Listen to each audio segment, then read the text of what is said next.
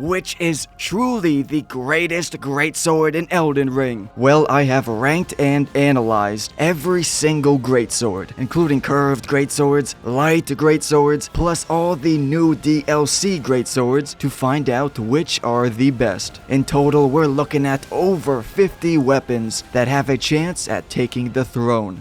Now, I'll be ranking them in terms of power and damage, usefulness, or how viable it is, and then, of course, style and the fun factor. We shall skip all the dookie weapons and head straight into A tier. Beastman's Cleaver. Great example of how people underutilize the blocking effect of weapons. This has an 81% physical damage negation and 52 guard boost. You can actually use this effectively for guard counters. Despite being a very heavy big boy sword, it is well balanced and easy to wield. 16.5 Miyazakis, goddamn. So it's a stumpy chubber, but a powerful stumpy chubber. Beastman's Cleaver does not lack in damage. This is the big daddy of curved swords. But the big daddy isn't always super effective. Sometimes big daddy is, a fucking fat slob. Big fat slob. In general, the Beastman's Cleaver is a viable weapon with unique attributes, but there are many other great swords and similar weapons that are objectively better. This cleaver is a beast, man.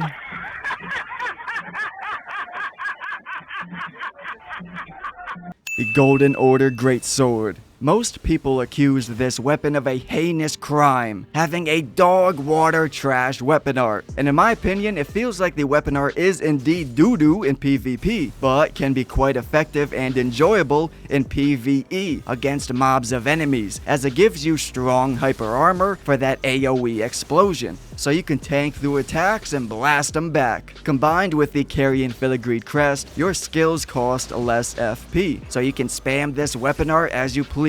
It deals holy damage and the faith scaling is decent. It has a brilliant golden design too. I mean, I like this weapon, man, I like it, but not in PvP. The weapon art is just too damn slow. You gotta time it perfectly for it to be useful. Like how did this dude just let that hit him? There's no way he let that happen, bro. So it's viable and fun, but not amazing. The Iron Chad Sword. This is a strength weapon. It's got the damage on lock. I believe it has the highest attack power out of all infusible greatswords. So it is certainly powerful, though it lacks in other departments, such as its reach. This guy is a chode. It's a little short chubster for real. Plus a much graver sin, it has no holster. Some people may enjoy its simple Baraki design, and yeah, it's pretty damn cool. It's like a straight Viking sword, but without a holster. With no holster, it's just got no sauce, man. But hey, I guess that's why they call it the Iron Chad Sword, because it don't need no sauce. A simple, yet very reliable greatsword.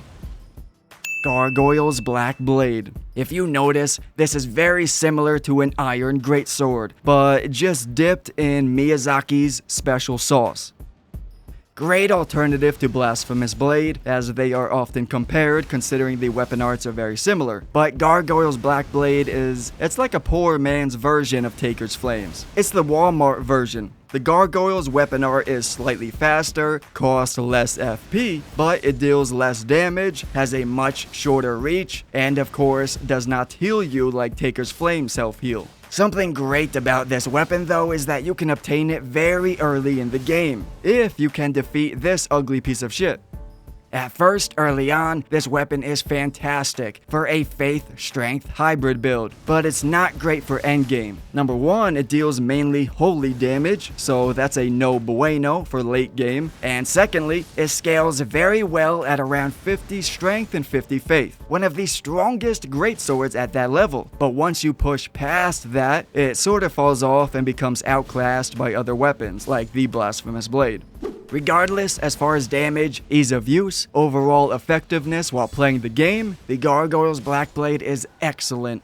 The Greatsword of Damnation. So this is pretty much a straight PvP weapon. Its weapon skill just feels stupid against enemies in PvE that you cannot grab. Like, it's slow, it's clunky. Though, against players, which you can grab, if you land it, it is game over. However, if you miss the weapon art, you can be punished easily. So it's a very one-dimensional weapon, which is why I ranked it fairly low. This will probably be a love or hate weapon in the community. Sword of Milos. This dude is quite unique and special. Off the rip, you notice its monstrous design. This is the freaking backbone ripped out of a giant midget. No.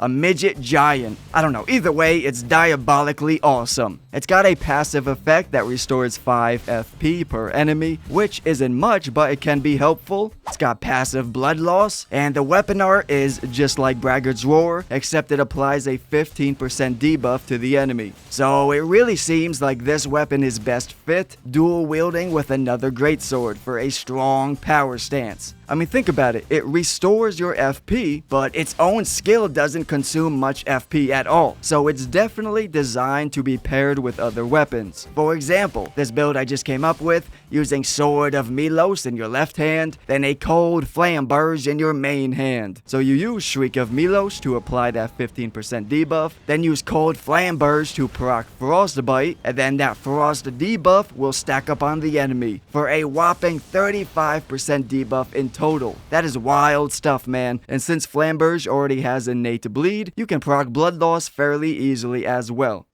The good old Radon Greatswords. Classic. Amazing, incredible weapon for your first playthrough, and then after that, you'll never use it again. First off, I gotta say, this weapon is the shortest in its class. Embarrassingly short reach for a colossal sword. Regardless, it deserves style points. Got that gold trimmed black steel. You manifest the Chad-like energy of General Radon and perform the Starcaller weapon art. Using Roar Medallion plus carrying Highland Axe in your offhand are the typical ways to buff a Roar weapon skill such as this. But surprisingly, the weapon skill activates the effect of consecutive hit buffs, like Millicent's Prosthesis. So if you connect the Roar pull on 3 to 4 enemies, then you will receive that buff on your following attack. It costs a hefty 40 FP to perform, but it's worth it. There's something truly special about entering a room, watching a few enemies charge at you, then simply pressing L2 to see them all crumble to their knees. Despite seeming like a great strength-intelligence hybrid weapon, it scales poorly with intelligence. Most of its attack power comes from strength. At higher levels, the benefits from intelligence are negligible. Now, this limitation is the reason why this weapon is eventually outclassed and surpassed by other colossal swords or even great swords. Check this out, dude. What a fucking Chad. What a stud, bro. Dual-wielding rusted anchors. Wearing nothing but his whitey tighties. Legendary.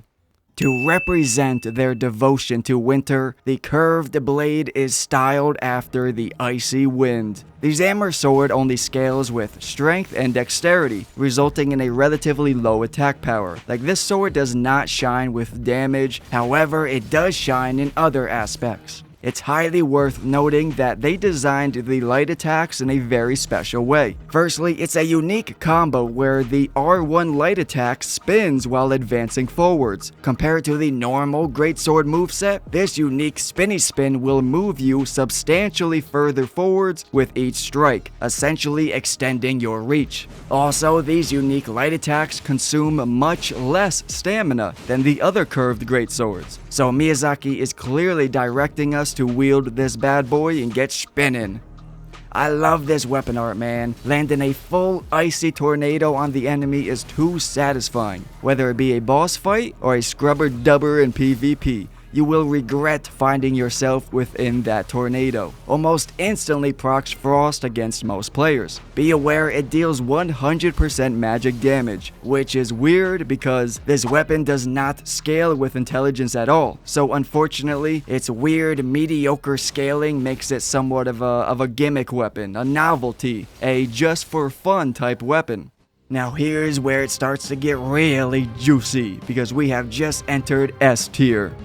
The Magma Worm Scale Sword. What a monstrosity. Fat stack of style points for this abomination right here. It's got unique heavy attacks combined with its magma weapon skill. This will melt through boss fights like how drugs melt in my brain. Very effectively. That's how. Now this effectiveness translates pretty well into PvP. If you can time it right, you will deal massive damage. And of course, the enemy gotta be a straight bonehead to walk into that magma, but hey, there's a lot of boneheads out there, man. Using the correct fire damage buffs, even the Magma Scale Sword's regular attacks can be extremely powerful. Best optimized by leveling up strength first. Insane weapon art, very high attack power, with a grotesque yet captivating and unique style. So it's not a god tier greatsword, but it's certainly one of the best.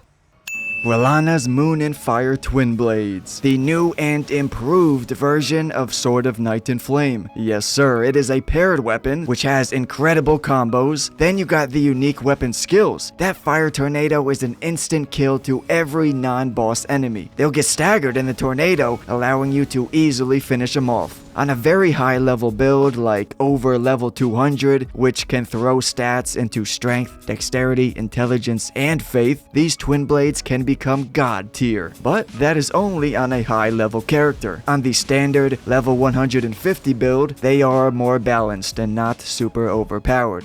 Although the true best light greatsword is the Milady, because Milady is a blank slate, ready to be used and abused in all sorts of diabolical ways, as it is infusible, with access to many different Ashes of War. But unique to the Milady is the Wing Stance Ash of War, which is pretty damn effective in all aspects of combat. It's got high movement, strong poise damage, everything. However, even though they are very viable and awesome overall, it does not trespass into the domain of the gods. True greatness is just out of reach for all the light greatswords. They simply are not strong enough.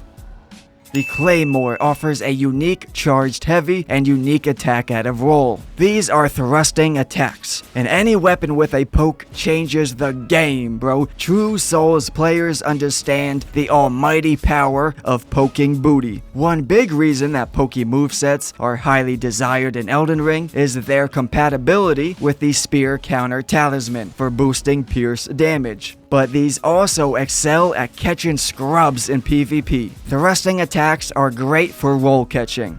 Now, one downside of that Claymore is that its attack power isn't extraordinary. It's decent, it can deal good damage, but it is certainly not the most powerful greatsword. Regardless of damage, style points right there. This is the type of weapon that you would expect Geralt the Witcher to be wielding. My job? Kill monsters. Get coin. Use coin on McDonald's app. Get points. Secret pro tip, use Bloodhound Step. Attacking right after Bloodhound Step is considered the same as attacking out of roll, so you can scoot around and perform thrusting heavy attacks.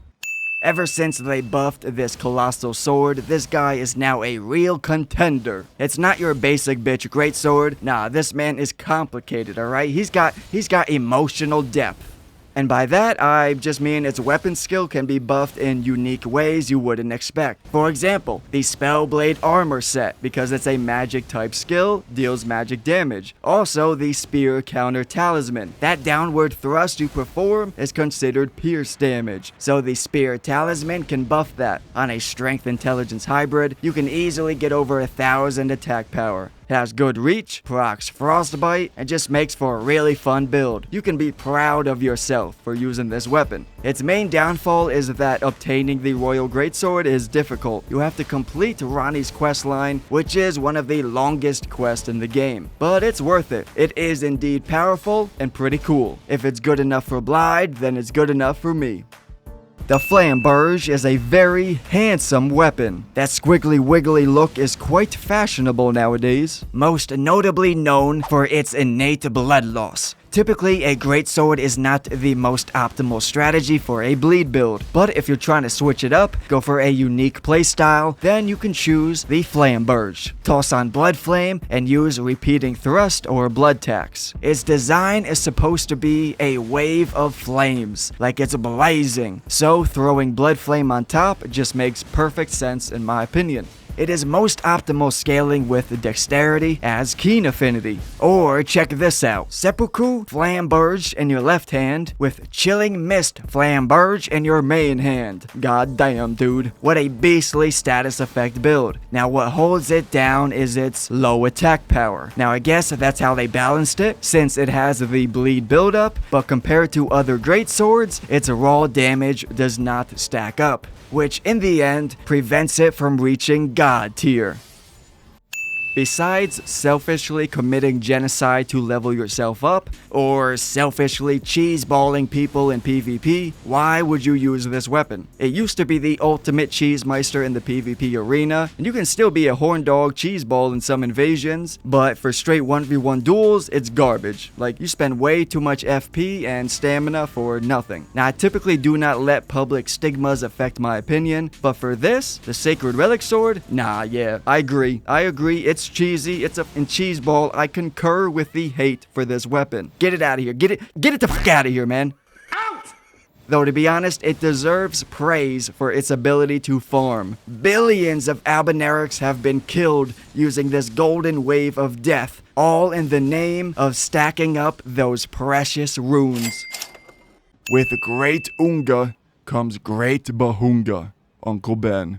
Off the bat, the Ruins Greatsword gets style points. Everything it does, it comes with a bit of gravitational flair. The weapon art shreds through the ground with purple lightning. Plus, the charged heavy attacks create an extra burst of gravity magic. A double frickin' whammy. This will further stagger the enemy. The fact that Waves of Destruction does not have a super far reach is totally fine. It's good because what you need to be doing is bonking them right in the face. Shove it down their throats. You are granted solid hyper armor while performing this skill. So, in true Unga Boonga fashion, you must tank through attacks, eat up all that damage, then respond in kind with a giant magical wallop. It's the same strategy for PvP as well. Shred them boys up with that gravity lightning. This is a straight up strength weapon. Like, don't let that intelligence scaling fool you. This is a true strength bonker. But crappy intelligence scaling ends up being a bad thing because it falls off in New Game Plus. Raising your intelligence level does not have a huge impact on this weapon's power. It's got a badass weapon art and juicy heavy attacks. I would want to give this an even better ranking, but if it had a better intelligence scaling, dealt more magic damage, then the Ruins Greatsword could have been a much stronger weapon. It could have been a real contender. I could have been a contender. I could have been somebody. Instead of a bum, which is what I am, let's face it.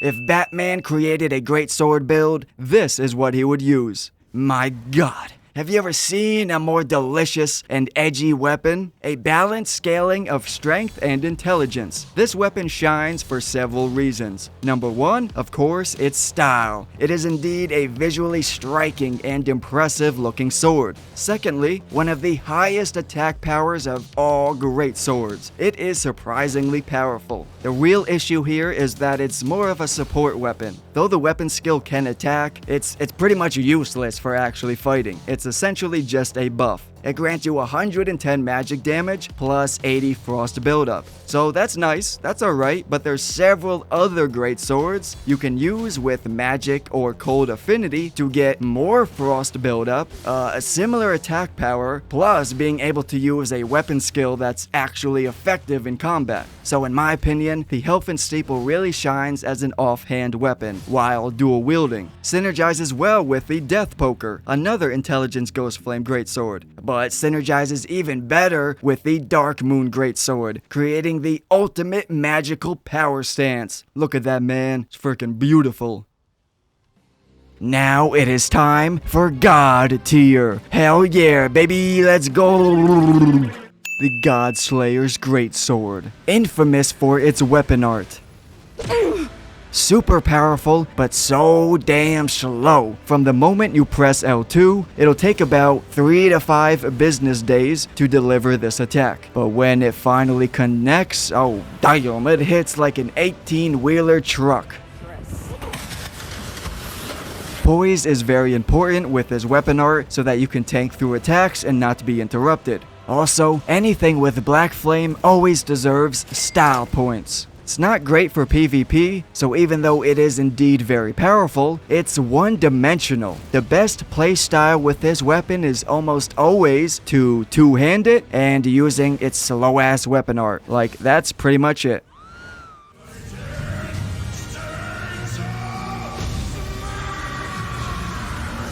This greatsword will clap the fucking cheeks off enemies in PvE as well as players in PvP. It's a powerhouse everywhere. It is holy damage and of course... Oh, holy damage falls off in the end game. Yeah, okay, but it's not entirely holy damage. Even the weapon art is mixed of holy and physical. It is abnormally heavy, but that's fine, it makes sense because this weapon packs a wallop when it drops. You can quickly pop it off or fully charge it up for a United States of Smash. Performing a ground slam vortex with a ripple effect, proficient at staggering and breaking stance. Plus, it's just so freaking fun to spank people around. Nothing is more satisfying than slapping Melania to her knees with this weapon. The weapon skill is even more viable when you realize it grants you solid hyper armor. The cons of this weapon are that it has a high stat requirement and does not scale very well with Faith, even though it seems like it should. But overall, the Ordovis Greatsword is a beast, especially for PvP. This is it, a goddamn lizard on a stick. Now, the lizard greatsword itself has an underwhelming attack power. It's not great. However, this bad boy has unique heavy attacks, which shoots out a little baby lizard with each heavy. You don't even need to fully charge it up. Every heavy attack will shoot this out. Now, what's insane about it is that the projectile can proc the full status effect buildup of your weapon. So if I got 155 poison buildup, this projectile will deal 155 poison, which means if we perform heavy attacks at close range, it'll double the hit, instantly dealing over 300 poison in one shot. You can also do this with other status effects like frost or blood loss, making you the ultimate cheese meister. Here we come to one of the great swords that have this unique moveset, the Knight's Greatsword. It is fantastic in PvP. You should know this moveset offers a guaranteed combo, a jumping light into another R1 light attack, a smooth, swift light combo. Gets them every time. It scales slightly better with dexterity rather than strength, but overall it's quite versatile. Big sack of style points right here, baby. It would go perfect on a Dark Knight build. But then we have the Banished Knight's Greatsword, which is almost exactly the same as the regular Knight's Greatsword that we just looked at, except the Banished Knight's Sword simply does more damage and has longer range. So it is objectively superior to the original Knight's Sword. Its versatile scaling allows it to be used on a diverse range of builds, though my personal favorite is a Pyro build, using Flaming Strike. Perfection. In PvP, this is S tier, for sure because of its unique moveset. And then in PvE, it's also S tier because of its sheer versatility. Here we have the Death Poker.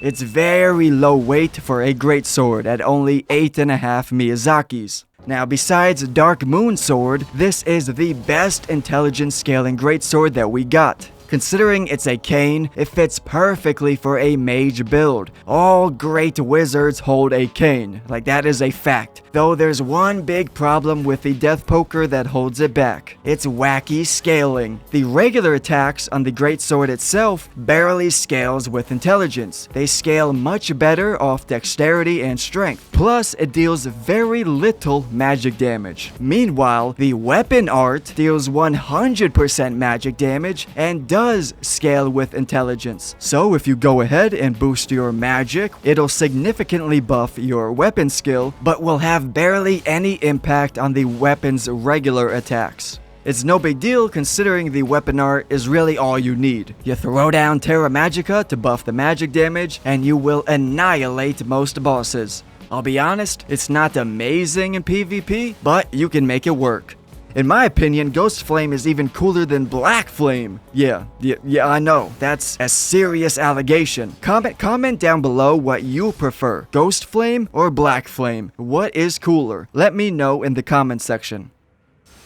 The Greatsword of Solitude. This weapon is simple yet lethal. Solitude is something every one of us maidenless tarnished should be able to relate to, and therefore have a deeper respect for this weapon. It's funny, man, I don't know if this was done intentionally or not, but listen, check it out. It has a 54 guard boost and almost 90% physical damage negation, making it viable for blocking and performing guard counters while two-handed. So it doesn't need an extra shield to get the job done. It can do it by itself, alone. Solitude, you feel me? Big brain right there, baby. I may only have a 71 IQ, but I put that sucker to work. Also, the weapon art, Solitary Moonslash, is actually incredible. I think it's doing upwards of 40 poise damage in total. So if you combine the weapon skill with performing guard counters, then you'll be breaking stance like a beast, dropping the heavy mollywops everywhere you go. The Bloodhound Fang received the Miyazaki special treatment for sure. It got blessed up by the devs. I'ma give you 4 reasons why. Reason number 1, brutal airborne attacks equates to a jump attack buff? Like, why? I don't know, cause Miyazaki said so? Yeah, apparently the jump attacks are boosted on this weapon. Number 2, it is the only somber weapon in the game that also comes with innate blood loss, which can be enchanted with grease or other elements. The classic blood-flamed Bloodhound's Fang. Noish. Reason number 3, its weapon art is incredible. You ninja leap backwards, then burst forward like a rabies wombat for a powerful strike. Reason number 4, it can be easily obtained very early in the game. I feel like this was Miyazaki's way of lowering the difficulty for newer players, for the scrubbers, allowing you the option of easy mode simply by using this weapon. Absolutely goated weapon, 25 likes. Broken crap for noobs, 106 dislikes. A solid 80 dexterity and around 50 strength gives us the full optimal attack power. First off, that sleek galactic design gets a fat stack of style points. It looks like a giant slab of onyx or obsidian. Now, what's so special about this weapon is that it excels in thrusting pierce damage. It has a unique moveset for poking heavies, plus thrusting light attacks out of roll. So we thrusting the fuck out of these dudes. And then, of course, the ultimate piercing attack. It's white lightning weapon skill, bursting you forwards. You tap this a couple times, and you running across the damn country like Forrest Gump. Now, this is followed up by the white AoE explosion. Now, this AoE will probably get patched or something because it is unreliable. It feels like it explodes behind you more than the actual point of impact where you stabbed. It's kind of all over the place, but still certainly powerful. This weapon art scales with the attack power, which scales primarily with your strength level, so you can deal massive damage on a high strength and arcane build. So in my opinion, this entire video all comes down to the big 3. The Blasphemous Blade, the Moonlight Sword, and the Colossal Greatsword, which I will refer to as the Guts Sword. But before we dive into that, there is a new kid on the block. He came in strutting, plopping his big old ballsack right on the table. The Fire Knight's Greatsword. Because it's so unique with its faith scaling and innate fire damage, it can boast an extremely high attack power on a Pyro Faith build. Hey, that's pretty good. Also, being infusible, it can use a variety of Ashes of War, allowing for diverse builds with affinities like Lightning, Bleed, Frost, and though these are cool and fun, they are certainly not optimal compared to pure fire builds. And so, the Gut Sword still outclasses the Fire Knight's Greatsword in most builds, despite the Fire Greatsword having a slightly superior moveset and being 7 Miyazaki's lighter, which is a big difference. But in the end, the old man comes out on top. The Gut Sword stays the king of bunk. You can always rely on it to offer you a god tier build. So now let's dive deep into this ultimate matchup. The Moonlight Sword versus Blasphemous Blade. Now first things first, from straight appearance, they certainly both have a unique style. Some people may prefer the creepy little monster baby hands over the glorious, shining, frosty moonlight. It has an icicle-like design inside of it, as if the sword is literally frozen or made from ice. So, the blasphemous blade is a straight-up powerhouse. Plus, it's very survivable, so it's multi-dimensional. Using Taker's Flames, you can very easily heal yourself for 1/3, 1/2, or more of your total health in a single moment, because you're receiving over 10% health back on every enemy struck, plus everyone killed. That's a double whammy of regeneration, so the self-heal can get insane. Now that's why I consider this weapon to be the ultimate traveler's weapon. Perfect for roaming the world and exploring, because you basically never die while wielding this. Very simple and easy to get powerful. With the blasphemous blade, you simply pop Flame Grant Me Strength and boom, you're slapping motherfuckers. Also, in case you didn't know, Taker's Flames was recently nerfed. Its weapon skill's poise damage has been drastically lowered. The high damage and health regeneration is still there, of course, but that knockback effect was a huge factor, and now it's gone. That was the wow effect. Everybody says, nah man, the blasphemous blade straight slaps, it hits like a truck. Because most enemies would get flipped up and smacked around when hit with the weapon art. But not anymore, my friend. Taker's Flames is only dealing maybe 15 stance damage now after the nerf. That is pretty rough. Taker's Flame scales with your faith level and deals 100% fire damage, while Moonlight Sword scales with your intelligence level and deals 100% magic damage. So both weapon arts scale very similarly. Now moving on to the Dark Moon Greatsword. When fully charged, a Moonlight Blast can deal 105 frost buildup. So not only are you proccing frost, but Moonlight deals ridiculous poise damage. However, after the recent nerf, the Moonlight weapon skills will deal less poise damage on the magical wave, but it deals more when you connect the actual sword itself. So I feel like that's fairly balanced. It's dealing upwards of 35 to 40 stance damage when connecting a fully charged heavy. That can still break stance like a champ. So the Moonlight Sword did not get done as dirty as the Blasphemous Blade did with the recent nerf. Taker's Flames cost 30 FP for every single blast. Meanwhile, the Moonlight only consumes 30 FP to activate the enhancement, and then you're good to go for an entire minute. And though Taker's Flame reaches much further distance, the Moonlight projectiles can reach higher areas. It isn't restricted to the ground. The Moonlight Blade can actually hit big boys or them flying flappy fuckers up in the air. The Moonlight projectiles do not scale with dexterity and strength, only intelligence. So this weapon is best used on a Spellblade build, casting sorceries in your left hand with Moonlight in your main hand. This is the strongest build in the game at your standard level 125 to 150, in my opinion. Plus, it's better in PvP. Plus, it's a freaking legend within From Software game history. You gotta think, man, there's a good reason this is one of the 9 legendary army mints. So yeah, Dark Moon is straight up better in PvP. It just is, okay? Being able to quickly pop off either uncharged or fully charged heavy blast can be quite effective against players. Then you proc Frostbite and boom, it's game over.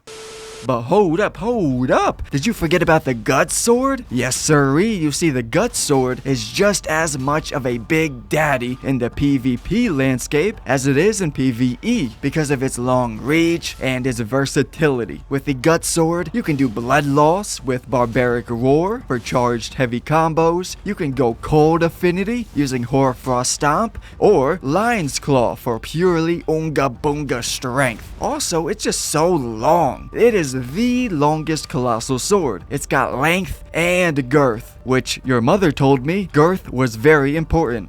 Bro, the Gut Sword is literally found chilling in a chest in Caelid. You can grab this within 3 minutes of starting a new playthrough. So, in conclusion, on a high level build that you can, spam Taker's Flames like a madman, Blasphemous Blade is most powerful, especially with its health regen. On a standard level 125 to 150 character, the Moonlight Greatsword Intelligence build is the best. It will mow through the game without breaking a sweat. But in a natural playthrough, and especially for PvP, the Gut Sword is most useful and practical. Now that is my answers, and I'm sticking to it. So go ahead and comment what your thoughts and opinions are on this, which Greatsword is actually best, and why. Let us know down below. Thank you for watching, my fellow jabronis. I appreciate you, and I'll talk to you later.